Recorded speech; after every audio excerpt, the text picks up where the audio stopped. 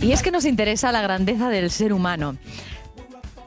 Pero cuando hablamos del ser humano es que nos interesa y nos fijamos en la grandeza de todos los seres humanos.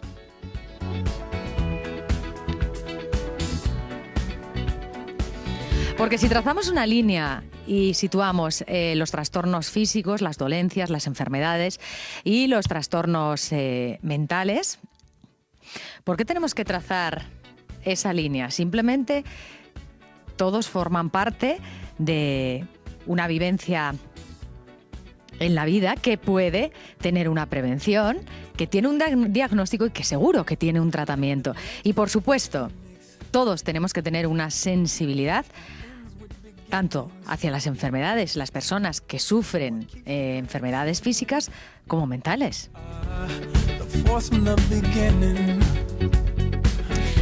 De eso sabe, casi diría, todo el doctor Quintero por la saga que le precede, Javier Quintero, que es jefe del Hospital Infanta Leonor de Madrid y además con sus clínicas Psikids que tiene en Pozuelo y en Madrid, que nos abre la Escuela de Padres. Buenas tardes. Muy buenas tardes, Rocío. ¿Cómo estamos? Pues estamos muy bien, sobre todo porque nos gusta siempre fijarnos en los más pequeños, siempre que podamos contribuir a divulgar cualquier iniciativa que les pueda hacer sentirse mejor. Y en especial sensibilidad y debilidad por mi parte hacia la salud mental. Y si hablamos de niños, pues nos encanta poner el foco en esto. Y decía que el doctor Quintero, tiene larga trayectoria en esto y además de saga y de cuna, ¿no? Sí, tuve la fortuna de haber sido hijo de mi padre, como digo yo, y mi padre efectivamente se dedicó a la psiquiatría de niño y adolescente toda su vida y pues tuve la inmejorable oportunidad de aprender con lo que yo creo que era el mejor. Sobre todo mi padre tiene una carrera peculiar. En su momento era pediatra porque no había psiquiatría la especialidad en España, efectivamente, y luego después de dedicarse a pediatría durante unos años decidió formarse como psiquiatra y al final integró de una manera, yo creo que formidable, lo que era el conocimiento necesario para manejar la salud mental de los niños, ¿no? Y eso, pues a mí me sirvió para también tener ese aprendizaje, pues como bien dices, desde la cuna, ¿no? ¿Cómo abordas, ya que tú eres psiquiatra y tratas a adultos y también a menores, ¿no? ¿Cómo es, el abordaje? ¿En qué actitud, en qué disposición o qué sientes tú, ¿no?, cuando estás ante un adulto o ante un niño? ¿Qué cambia? Cambia mucho la perspectiva y lo que hacemos. Para empezar, el adulto suele ser el que pide ayuda, suele ser el que identifica sus síntomas y tiene una capacidad de introspección muchas veces mucho más elaborada de lo que lo puede tener un niño. En el caso del niño, lo normal que más de sus padres los que de alguna manera identifiquen cuáles son las dificultades que ese niño está teniendo, ¿no? La mayoría de las veces, decía antes, esa capacidad de conocerse, esa capacidad de introspección en los niños no debe estar, o por lo menos no esperamos que esté suficientemente madura, ¿no? Con lo cual la entrevista es diferente, ¿no? El protagonista siempre va a ser el paciente, pero las fuentes de información van a ser muy diferentes, ¿no? Nosotros, sin duda alguna, luego le vamos a dar el protagonismo al niño, pero muchas veces el orientar hacia dónde tenemos que explorar o cuáles son el camino que tenemos que intentar averiguar, qué es lo que está ocurriendo, pues en el caso de los más pequeños van a ser los progenitores, van a ser los padres los que nos van a dar ese primer tamiz, esa primera idea de cuáles son las dificultades que está teniendo ese niño. Nos vamos a situar en el principio, ¿no?, cuando se están conformando y desarrollando las áreas específicas del cerebro de los niños. Si atendemos a este desarrollo, que probablemente no, salvo que encontremos algún síntoma de alerta, no lo hacemos, si atendemos a este desarrollo, ¿podremos detectar o anticiparnos a enfermedades mentales que pueden aparecer más adelante? Y a veces con cosas mucho más aparentemente leves o aparentemente tenues, ¿no? Nosotros, es cierto que desde Arnold Hessel, que era un magnífico pediatra de hace ya más de 100 años, tenemos muy claro qué es lo que esperamos del desarrollo, digamos, esperable o normal de un niño. Pero claro, eso no tiene por qué saberlo una madre que tiene un único hijo, o incluso unos padres que tienen dos. o 3. Y cada niño va a tener, entre comillas, su desarrollo con su cierta adaptación individual, ¿no? ¿Qué ocurre? Que nosotros sabemos que cuando el desarrollo es como debe ser, por el camino que debe ser, haciendo los hitos y los diferentes pasos de maduración cuando le tocan, pues efectivamente todo es muy fácil. Pero hay veces que eso se tuerce y que nosotros empezamos a tener pequeñas señales de importancia relativa, pero de importancia, al fin y al cabo, muy al inicio del desarrollo del niño. Un niño que de repente empieza, pues bueno, a tener más rabietas de las que esperamos. Y digo más rabietas porque que un niño tenga rabietas está dentro de lo normal. Pero hay niños que tienen más rabietas y que esas rabietas son más difíciles de manejar. O bien un niño que en su incorporación al colegio, a los 3 años, o el salto a la primaria a los 6 años, empieza a tener dificultades de adaptación al cambio de entorno. Bueno, es normal o es frecuente que a los niños les cueste adaptarse, pero hay niños que les cuesta un poquito más. ¿Eso quiere decir que hay un problema? No necesariamente, pero eso quiere decir que hay un síntoma. Hay un síntoma y que a lo mejor hay que pararse y pensar qué es lo que está ocurriendo.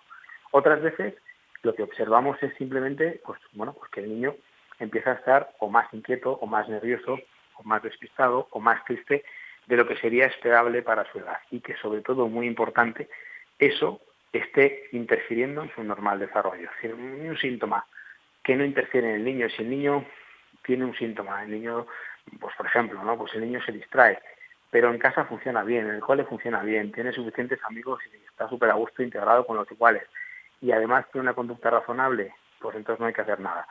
La clave es que de repente encontremos algo que está interfiriendo en el normal desarrollo del niño. Esto es como lo de los árboles pequeños y como en ser capaces de reconducir un tronco. Un árbol que se tuerce pequeñito lo conducimos muy fácil, lo reconducimos de manera muy sencilla. Si vamos esperando, pues cada vez nos va a ser más costoso y va a ser más difícil reconducir ese tronco, ¿no? Y al final lo que esperamos es que ese árbol crezca con un tronco fuerte y recto que mire hacia el cielo. Pues lo mismo pasa con los niños. ¿Y a partir de qué edad, doctor Quintero, se puede diagnosticar un trastorno mental en un niño? ¿Dependerá del tipo de trastorno Depende también? del trastorno, sin duda alguna. Por ejemplo, el trastorno del espectro autista empezamos prácticamente al año. Incluso ya antes del año empezamos a notar ya algunos signos, algunas características particulares de los peques que nos sitúan en un espacio donde este niño algo no está funcionando bien. Pero sí es cierto que no será hasta los 2-3 años donde ya podremos explorar más áreas del funcionamiento del niño, y entonces ya podremos ver si ese desarrollo no está siendo el esperable, ¿no? Pero cuando repasamos, entre comillas, a esos niños y hacemos la anamnesis de la historia clínica y miramos hacia atrás, pues la madre ya nos cuenta de que desde pequeñito pues ya era diferente, pues que ya no le sonreía, o que ya no le gustaba cosa, o que ya no había esa empatía que la madre encuentra con sus hijos, ¿no? Pero bueno, eso es relativamente importante, le digo os digo básicamente porque al final es el momento en el cual se empieza a interferir de manera más clara, ¿no? Y eso es efectivamente en torno a los 3 añitos, ¿no? Que es el primer salto evolutivo importante. Lo que observamos otras veces es que a los 2 años, ¿qué esperamos? Pues que el niño empieza a tener un desarrollo del lenguaje. Es decir, a los 2 años el niño tiene que empezar a hablar. Si no empieza a hablar a los 2 años, pues habría que pensar qué ocurre. A veces ocurre algo tan tonto, tan sencillo, como el niño lo que tiene son otitis serosa, es decir, lo que tiene es, entre comillas, los oídos llenos de moco y no es capaz de oír bien. Y si no es capaz de oír bien, no es capaz de desarrollar el lenguaje. Entonces hay veces que el niño tiene un retraso, una adquisición del lenguaje, pero que no se debe a nada más que a otitis serosas de repetición. Y eso se resuelve con drenajes y no con nada más, ¿no? Es decir, que nosotros es cierto que empezamos a ver en cada momento las dificultades. Si tú antes el desarrollo del lenguaje en torno a los 2-3 años, y en partir de los 3 años, 4, los trastornos del espectro autista sean los cuadros, entre comillas, más precoces que somos capaces de observar.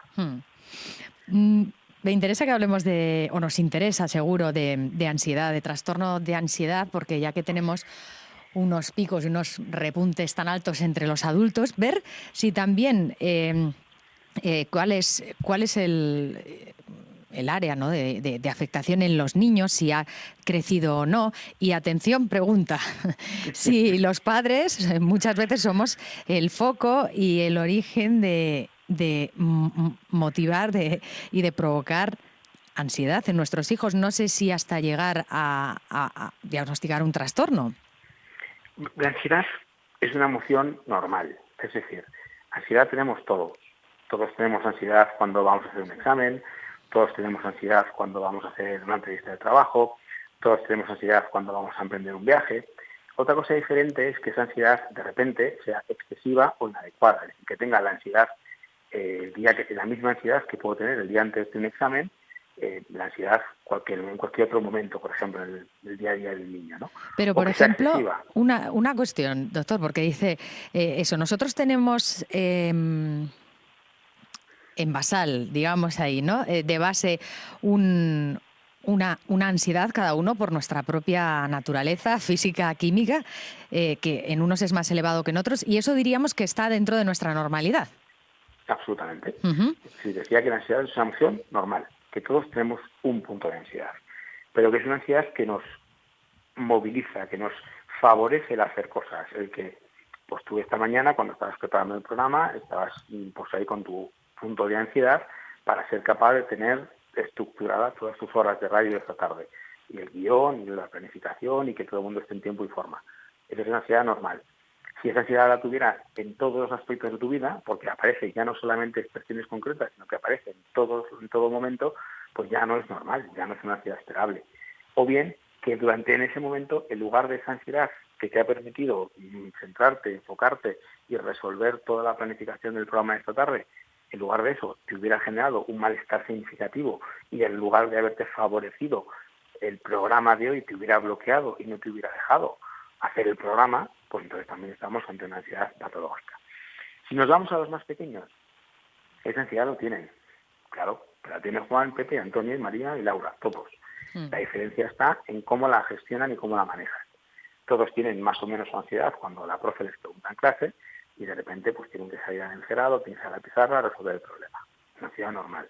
El problema es que hay niños que van con ansiedad al colegio, anticipando la posibilidad de que a lo mejor la profesora les pregunte, con lo cual mantienen esa activación de una ansiedad excesiva de manera mantenida. Y eso es muy discapacitante para el niño, porque les hace sentirse muy, muy incómodos.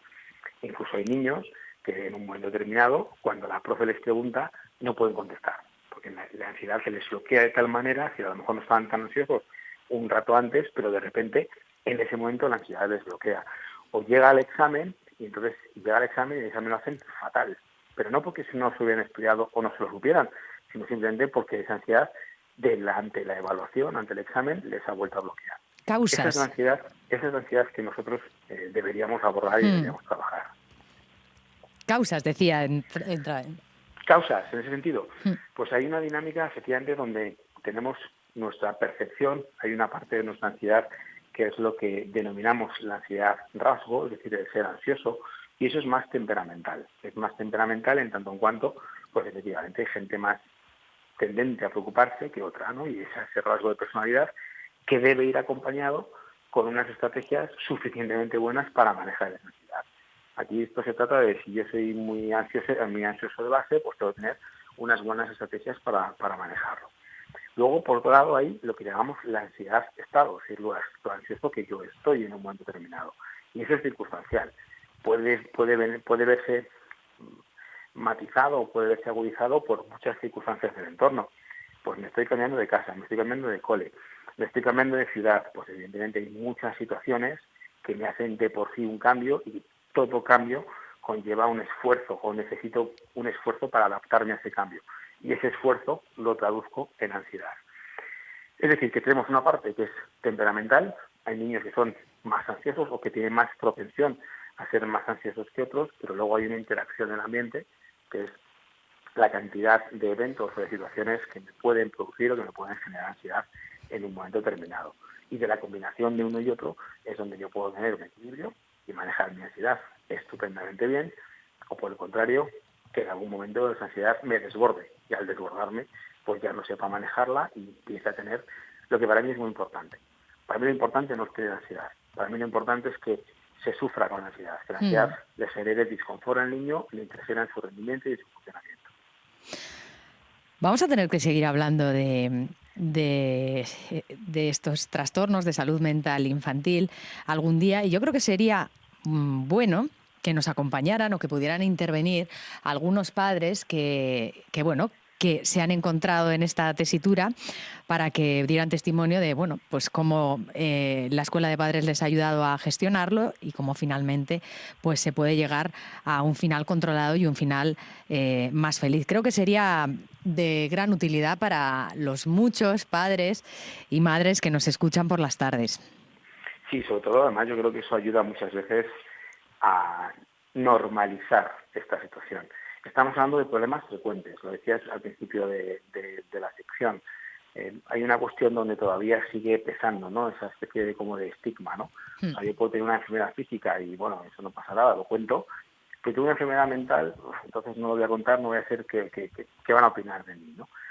Pues es una pena porque efectivamente, sí, yo creo que es un error, yo creo que es un signo de inmadurez en nuestra sociedad el que todavía sigamos manteniendo con cierto estigma a los pacientes, me da igual que sea un niño, un adulto, un adolescente, que tenga algún tipo de trastorno relacionado con la salud mental. Y eso es una de las cosas que yo creo que las sociedades, digamos, más modernas o más maduras, pues ya lo han sobrepasado y tienen muy claro a qué atribuir la enfermedad mental. Y la enfermedad mental no es una cuestión que es que el niño sea diferente, no. Bueno, tiene unos síntomas como puede ser la tos, como puede ser el dolor de cabeza, pero bueno, el dolor se expresa de otra manera diferente, ¿no? Y yo creo que si estos programas como el tuyo, Rocío, ayudan a que la gente vea los trastornos relacionados con la salud mental como uno más, evidentemente lo que vamos a conseguir es muchísimo, porque la gente no va a tener un poco esa tendencia a minimizarlo y a veces lo que nos encontramos, y eso lo hemos comentado más veces, ¿no?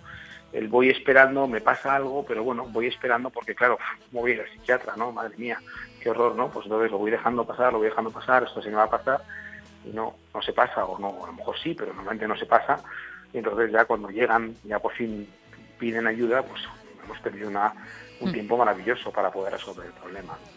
Pues sellamos ese pacto entre profesionales para ese objetivo. Me parece estupendísimo. Gracias, doctor. Y ahora consulta, ¿no? Sí.